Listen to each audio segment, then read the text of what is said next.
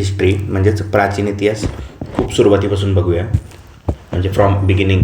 आणि त्याची सुरुवात आपण हिस्टॉरिकल टाईमलाईनने करू, कारण हिस्ट्रीचा अभ्यास करताना टाईमलाईन खूप महत्त्वाची गोष्ट आहे. एकदा टाईमलाईन क्लिअर असली की आपल्याला एखादा क्वेश्चन डील करताना तो कोणत्या टाईम फ्रेममधून आला हे कळालं की आपण त्या उत्तरापर्यंत पोचू शकतो, जरी आपल्याला एक्झॅक्ट इन्फॉर्मेशन माहीत नसेल तरीसुद्धा, म्हणजे निगेशन ह्या सगळ्या एलिमिनेशनचं टेक्निक वापरून. आता याचं ट्रायपार्टाईट डिव्हिजन जे दिलं आहे हिस्ट्रीचं खूप ब्रॉडली, म्हणजे pre historic period, proto historic period आणि हिस्टॉरिक पिरियड या 3 विभागात दिलं आहे. प्रागैतिहासिक, आद्य ऐतिहासिक आणि ऐतिहासिक काळ. आता याचं कोणत्या बेसिसवरती केलं आहे डिव्हिजन, तर प्रागैतिहासिक काळ म्हणजे असा काळ की ज्या काळात मानवी जीवन अतिशय भटकं होतं. मानवी म्हणजे गुहेत राहणारा मनुष्य जो की रानटी होता, सिव्हिलाइज नव्हता आणि त्याला लिपी अवगत नव्हती. त्यामुळे या इतिहासाचं आकलन आपलं फक्त पुरातत्वीय उत्खननाच्या आधारावरती आहे. त्याला प्रागैतिहासिक काळ म्हणतात. त्याच्यानंतर येतो आद्य ऐतिहासिक काळ, म्हणजे 2500 BC ते 600 BC. या काळाचं वर्णन थोडक्यात सांगायचं झालं तर या काळात मानव हा सुसंस्कृत असण्याकडे वाटचाल करत होता. त्याला लिपी अवगत होती, परंतु ती लिपी आत्तापर्यंत आपण डिकोड करू शकलो नाही आहे. त्यामुळे हा इतिहासातला असा गूढ ग्रे काळ म्हणता येईल. आणि त्याचं सगळ्यात चांगलं उदाहरण म्हणजे सिंधू संस्कृती, जी की लिपी आपल्याला अजून डिकोड करता आलेली नाही आहे. त्याच्यानंतरचा हिस्टॉरिक पिरियड म्हणजेच ऐतिहासिक काळ, जो की 600 BC ते आत्तापर्यंतचा. या काळात मानवी जीवन पूर्णतः सुसंस्कृत झालं होतं, त्याला लिपी अवगत होती आणि ती आपल्याला डिकोडही करता आली. त्याच्या पुढचा पार्ट आहे इंडियन हिस्ट्रीच्या अनुषंगाने आपण आता बघूया, जो की 3 मेजर पार्टमध्ये इंडियन हिस्ट्री डिवाइड आहे. एन्शियंट म्हणजेच प्राचीन, मिडेवल म्हणजेच मध्ययुगीन, मॉडर्न म्हणजेच आधुनिक. आणि मॉडर्नचा आत्ता रिसेंट सबटाईप एक आला आहे, जो की पोस्ट मॉडर्न ज्याला म्हणतो आपण, उत्तर आधुनिक काळ. 1991 म्हणजे ग्लोबलायझेशन नंतरचा काळ. आता एन्शियंट हिस्ट्री म्हणजे काय, सुरुवातीपासून ते 647 AD. असं का, 647 ADला सगळ्यात महत्त्वाची घटना घडली ती म्हणजे हर्षवर्धनाची डेथ. तिथपर्यंतचा काळ हा प्राचीन काळ मानला जातो. तिथून पुढे मध्ययुगीन काळ मानला जातो. 647 AD till the battle of Plassey म्हणजे 1757पर्यंतचा काळ. त्याच्यानंतर मॉडर्न इंडिया 1757 ते ग्लोबलायझेशन आणि मग पोस्ट मॉडर्न. एन्शियंट इंडिया जे आहे त्याचं पुन्हा एक बायफर्गेशन इथं दिलं आहे आणि ते परीक्षेच्या दृष्टीने खूप महत्त्वाचं आहे. आणि हे एकदा क्लिअर असलं, हे एकदा डोक्यात ठेवलं की याच्या अंतर्गत आपण इतिहासाचा अभ्यास करू शकतो आणि तो खूप क्रोनॉलॉजिकली आपल्याला कळतो. प्रिहिस्टॉरिक पिरियड आता आपण म्हटलंच की 30 लाख BC ते 2500 BC. आणि प्रिहिस्टॉरिक पिरियडचे पण पुन्हा डिव्हिजन आहेत की पॅलिओलिथिक, मेझोलिथिक, निओलिथिक, चॅल्कोलिथिक आणि आयन एज. ते आपण पुढे बघू आणि आज आपल्या अभ्यासाचा विषयच तो आहे मुळात. त्याच्यानंतर ते इंडस सिव्हिलायझेशन म्हणजेच सिंधू संस्कृतीचा 2500 BC ते 1750 BCचा काळखंड. या काळात नागरीकरण अस्तित्वात आलं. याचं सगळ्यात प्रॉमिनंट वैशिष्ट्य म्हणजे नागरीकरणाची सुरुवात. वैदिक कल्चर म्हणजेच 1500 BC ते 600 BC, ज्या काळात वेदांची निर्मिती झाली. आणि आर्यन थिअरीज ज्या वैदिक काळाशीच निगडीत आहे की मॅक्स मुलरची थिअरी कोणती आणि BG टिळक यांची थिअरी. आर्यन इकडचेच होते की ते उत्तरेकडनं आलेले होते. मग महाजनपदांचा पिरियड 600 BC ते 322 BC.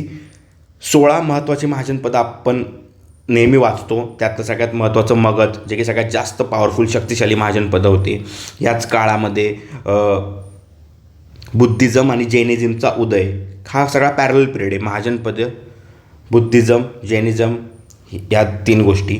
त्याच्यानंतर मौर्य पिरियड 322 BC ते 185 BC. याच्या आधीच्या काळात जस्ट आधी अलेक्झांडरचं आक्रमण, त्याच्यानंतर मग महाजनपदांच्या नंतर सगळ्यात पहिलं घराणं आपण इतिहासात वाचतो ते हर्यंका डायनॅस्टी, त्याच्यानंतर शिशुनाग डायनॅस्टी, मग नंदा डायनॅस्टी. आणि नंदांचा शेवटचा रूलर धनानंद याचा पराभव करून चंद्रगुप्त मौर्य याने मौर्य साम्राज्याची स्थापना केली with the help of assistance of Chanakya.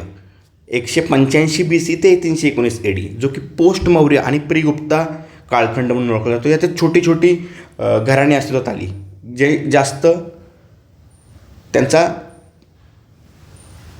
Prominent काळ नव्हता पण महत्त्वाचा होता. खूप असा मोठा काळ नव्हता, प्रॉमिनंट होता सॉरी पण मोठा नव्हता. जसं की शुंग, कण्व, सातवाहन महाराष्ट्रात जे होतं, आणि त्याच्यानंतर ते कुशाण, आणि दक्षिणेकडे जे संगम पिरियड अस्तित्वात आला, चोल, पांड्य आणि चेर, हा काळ म्हणजे तो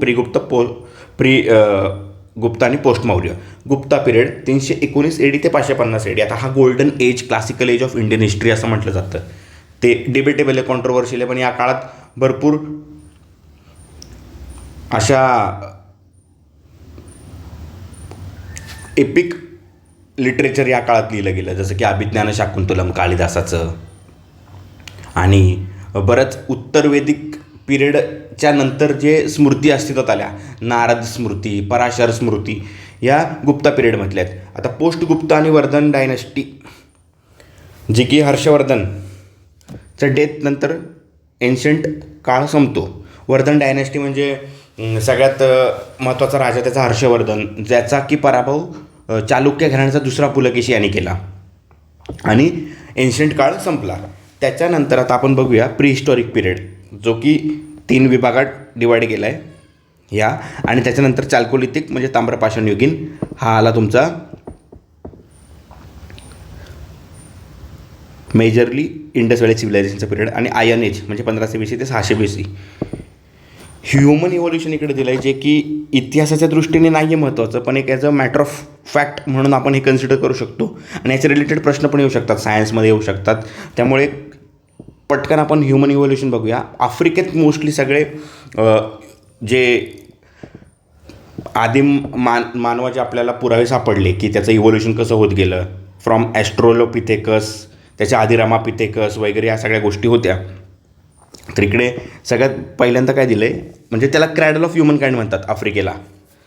आफ्रिका खंडातच सगळ्या homeland, it is original homeland for humans म्हणून क्रॅडल ऑफ ह्युमन काइंड म्हणतात. आता ऑस्ट्रोलोपिथेकस म्हणजे 50 लाख BC पासून ते 30 लाख BC पर्यंतचा हा मॅन विथ एप ब्रेन, म्हणजे याच्या आधी एपच होते, म्हणजे याचं ब्रेन फक्त एपसारखं होतं, शरीर यष्टी थोडी बदलली होती, आणि ज्याला हाताचा वापर करता येऊ शकत होता बायपेडलिझम अस्तित्वात आल्यामुळं. त्याच्यानंतर होमो इरेक्टस म्हणजे इरेक्ट पोश्चर असलेला फर्स्ट ट्रू मॅन म्हटलं जातं ज्याला, ज्याने अग्नीचा शोध लावला. त्याच्यानंतर होमोसेपियन निएंडरथल हा मोस्ट पॉवरफुल मॅन, इंटेलिजंट होता, वाईज मेन म्हटलं जातं ज्याला, आणि the first men who started burying their dead. त्याच्या आधी ते एखाद्या व्यक्तीची डेथ झाल्यानंतर त्याचे अंत्यविधी न करता they left it for the animals and bird. त्याच्यानंतर होमोसेपियन सेपियन्स क्रोमॅग्नम हा म्हणजे आपल्या आत्ता मॉडर्न मॅनचा सगळ्यात लेटेस्ट ॲन्सेस्टर, आणि याच माणसापासनं 3 ओरिजिनल ह्युमन रेसेस जे आत्ता आपण बघतो त्याचं उगम आहे असं म्हटलं जातं, कॉकेशॉइड, मंगोलॉइड आणि नेग्रोइड. हे असं इन जनरल ह्युमन इव्होल्युशन आपण बघितलं. आपण पुन्हा आता आपल्या मेन टॉपिककडे येऊया, अश्मयुग, स्टोन एज, लिथिक एज काही म्हणा. त्याचं टाईम पिरियड काय, 3 मिलियन BC ते 10,000 BC. आता 3 मिलियन म्हणजे खूप बिगिनिंगपासून म्हणता येईल ते 10,000 BC. 10,000 BC म्हणजे हा असा काळ आहे की शेतीचा शोध लागतो आहे, वातावरण उबदार व्हायला चालू झालं आहे, आणि हा ट्रान्झिशन पिरियड आहे. याला स्टोन एज का म्हणतात, कारण सगळ्यात जास्त दगडांचा वापर आणि वेगवेगळ्या गोष्टींसाठी जसं की हत्यारं, इतर कलाकुसरीच्या वस्तू, भांडी, ही सगळी मेजरली दगडांपासून बनवली, त्यामुळे याला स्टोन एज म्हणतात. आता अश्मयुग 3 विभागात डिवाईड केलं आहे, पुराश्मयुग, मध्याश्मयुग आणि निओलिथिक युग म्हणजे नवाश्मयुग. पेलिओलिथिक एज म्हणजे 3 मिलियन BC टू 10,000 BC. मेझोलिथिक म्हणजे 9,000 BC ते 4,000 BC, आणि निओलिथिक म्हणजे 4,000 BC ते 1,000 BC. पुराश्मयुगीन माणसाचं जीवन कसं होतं, फूडचे सोर्स काय होते, त्याची लाईफ मोस्टली प्रिमिटिव्ह होती, आणि त्याला मग अन्नासाठी शिकार ह्याच गोष्टींवरती अवलंबून राहावं लागत होतं. अग्नीचा शोध लागला नव्हता, त्यामुळे कच्चे मांस, फळे, कंदमुळे ह्यांचंच सेवन करत होता हा पुराश्मयुगीन माणूस. तो मोस्टली निसर्गावरती अवलंबून होता, तो फूड कन्झ्युमर होता, फूड प्रोड्युसर अजूनपर्यंत झाला नव्हता. आणि लेटर काळात नंतर म्हणजे पुराश्मयुगाचा लेटर पेलिओलिथिक एजमध्ये अग्नीचा शोध लागला, आणि तिकडून मग आपण मध्याश्मयुगाकडे वाटचाल केली. ह्या काळात वस्त्रे म्हणजे कातडी, प्राण्यांची कातडी अथवा झाडांचा पाला अशाच गोष्टी होत्या. निवासस्थान मोस्टली भटके जीवन आहे, त्यामुळे जंगलात राहणे अथवा गुहेत राहणे.